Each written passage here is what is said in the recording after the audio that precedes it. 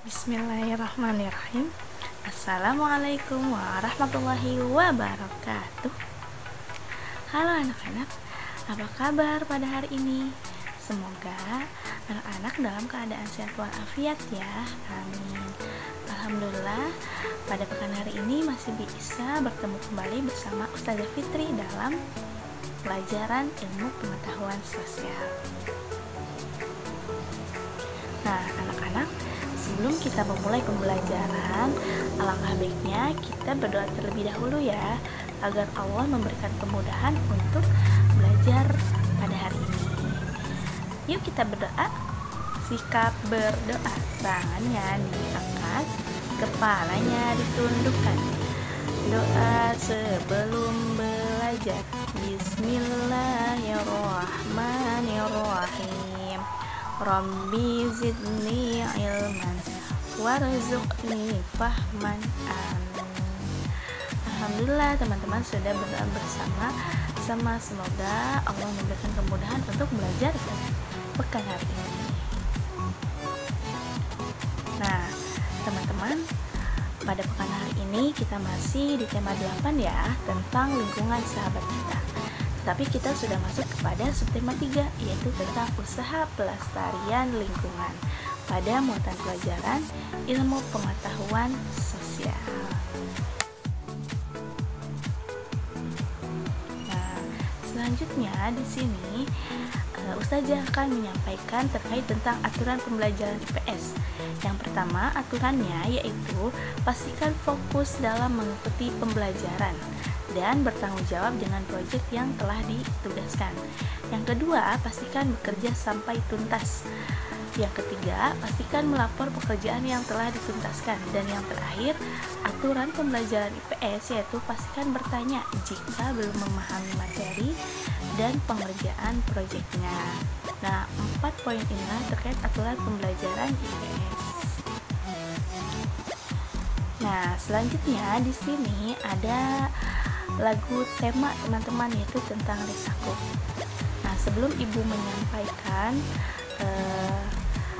terkait tentang informasi pada subtema pekan hari ini dan materinya, kita nyanyi terlebih dahulu ya, agar teman-teman semangat dalam pembelajaran pekan hari ini.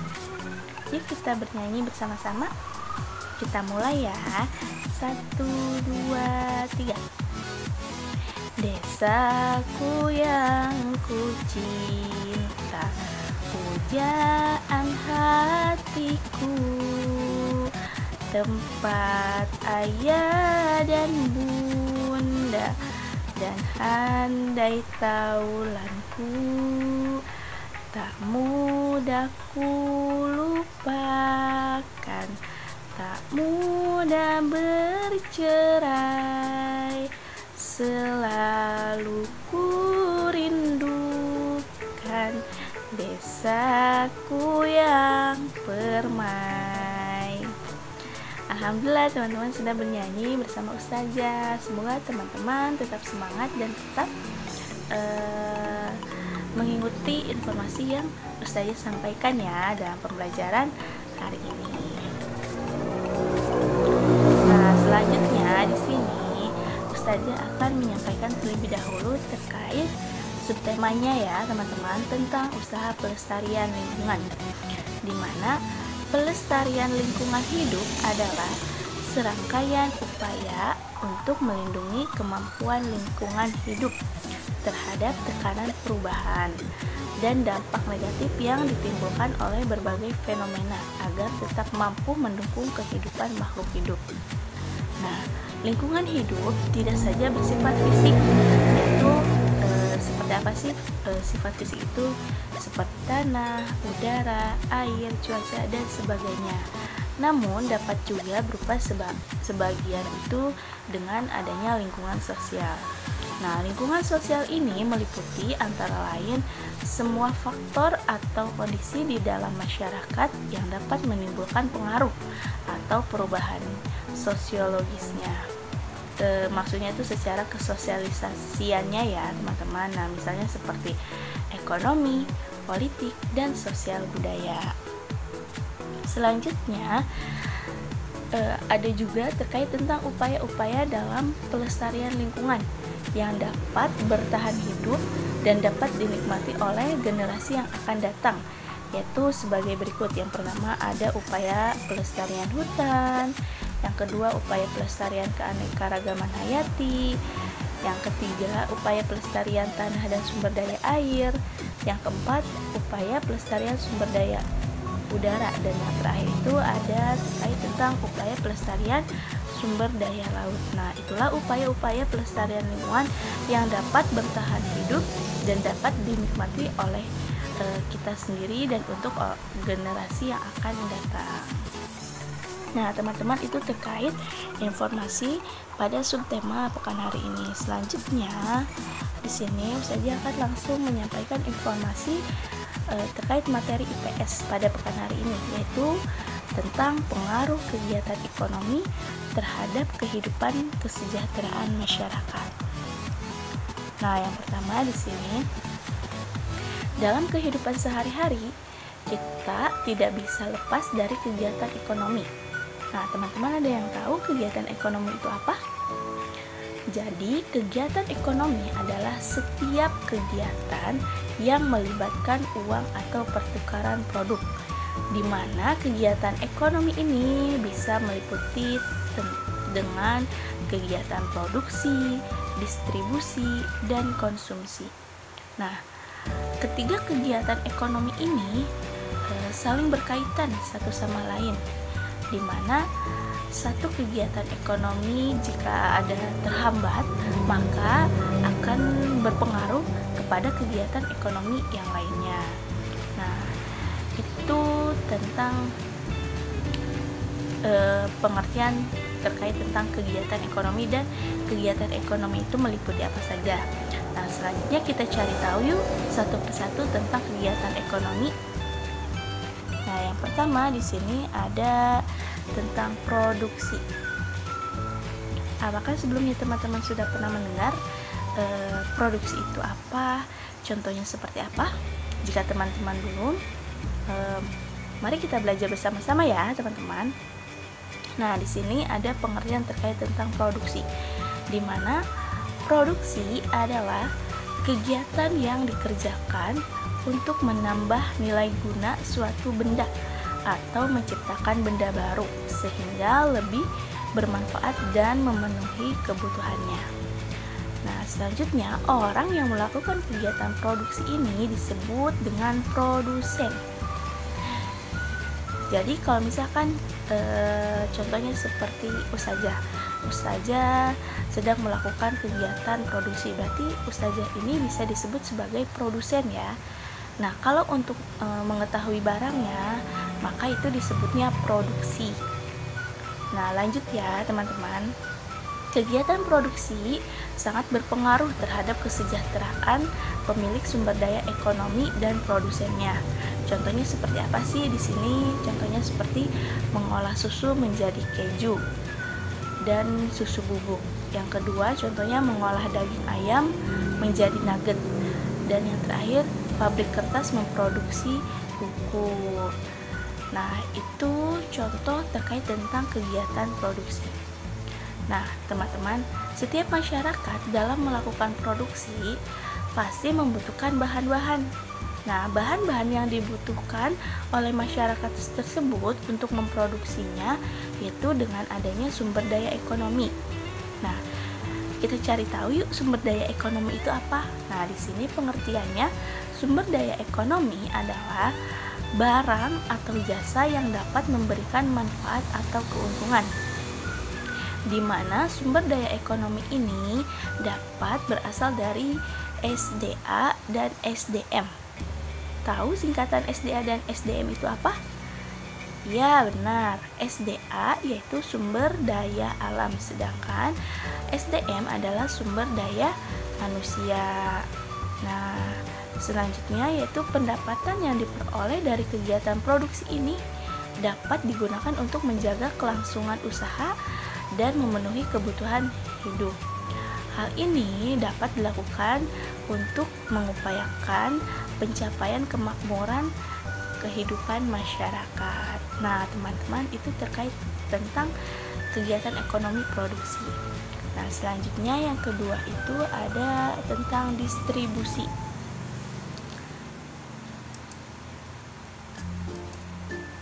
Nah, di mana distribusi ini pengertiannya adalah kegiatan yang menyalurkan hasil produksinya, yaitu dari produsen ke konsumen. Nah, orang yang melakukan kegiatan distribusi ini disebut distributor.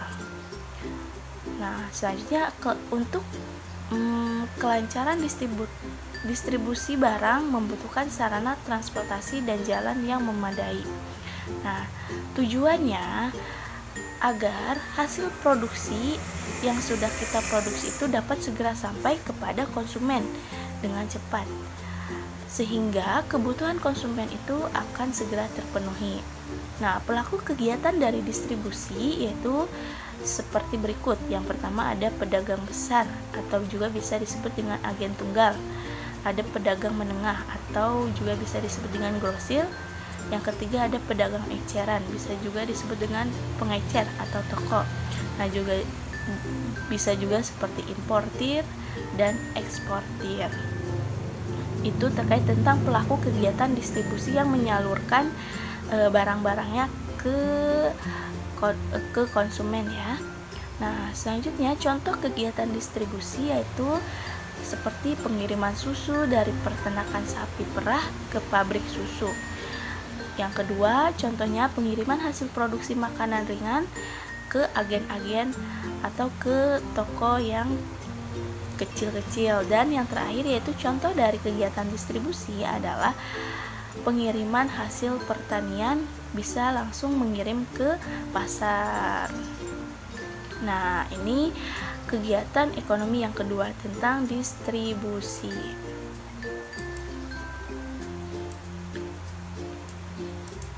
Nah, teman-teman, selanjutnya itu ada pengertian yang terakhir itu tentang kegiatan ekonomi konsumsi. Apakah teman-teman sering mendengar nama konsumsi ini? Oke, kalau misalkan teman-teman sering, kita cari tahu ya informasinya. Nah, di sini yang pertama ada pengertian tentang konsumsi. Konsumsi adalah kegiatan manusia mengurangi atau menghabiskan nilai guna suatu barang atau jasa untuk memenuhi kebutuhan.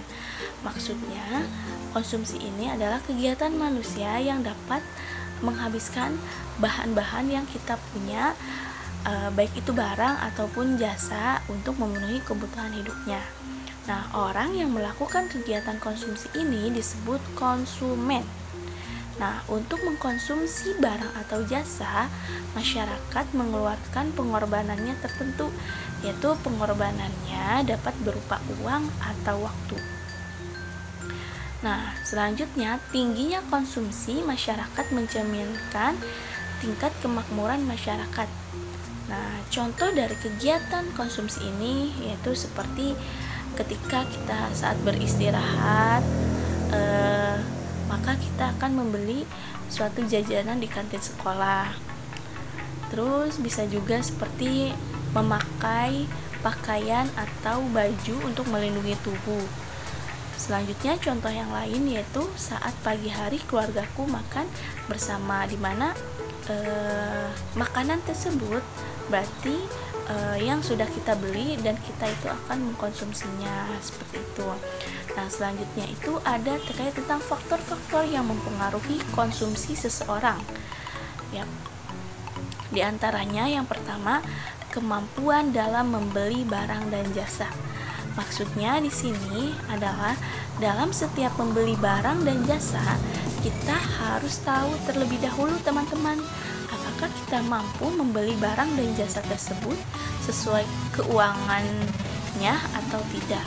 Dan dapat juga kita melihat dari kualitas barang atau jasa tersebut bertahan lama atau tidaknya. Nah, selanjutnya yaitu faktor kedua adalah tingkat pendapatan, tingkat harga barang dan jasa. Di mana maksudnya di sini adalah kita juga harus mengetahui bagaimana tingkat harga barang atau jasa tersebut sebelum kita membelinya. apakah barang atau jasa yang kita mau beli itu sudah sesuai dengan tingkat pendapatan kita dan tingkat barang yang kita mau beli itu di toko tersebut itu sudah sesuai atau belum. Nah, yang terakhir, faktor yang mempengaruhi konsumsi yaitu ada keseleraan kebutuhan atau selera kebutuhannya. Maksudnya di sini, setiap orang dalam mengkonsumsi suatu barang atau jasa harus disesuaikan dengan selera kebutuhannya, di mana orang akan membeli kebutuhan tersebut dengan seperlunya saja dan disesuaikan dengan selera yang dia butuhkan. Nah, seperti itu. Nah, teman-teman, itulah terkait tentang kegiatan ekonomi yang ketiga, yaitu tentang konsumsi. Nah, selanjutnya di sini ada tentang peran pemerintah dalam kegiatan ekonomi. Yuk kita cari tahu apa saja peran pemerintah dalam kegiatan ekonomi tersebut. Oke. Peran pemerintah dalam kegiatan ekonomi yaitu sebagai berikut. Yang pertama, menjaga stabilitas ekonomi. Maksudnya di sini tercapainya kesejahteraan rakyat dengan adanya peningkatan dalam menumbuhkan ekonomi masyarakat.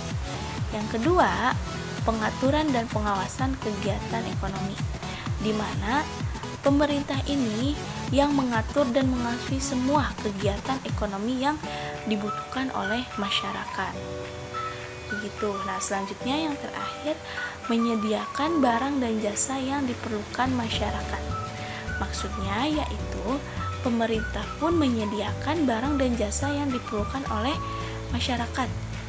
Misalkan contohnya di suatu daerah terkena banjir, maka pemerintah pun harus memberikan bantuan, di mana pemerintah itu memberikan bantuan contohnya seperti sembako kepada daerah yang terkena musibah tersebut.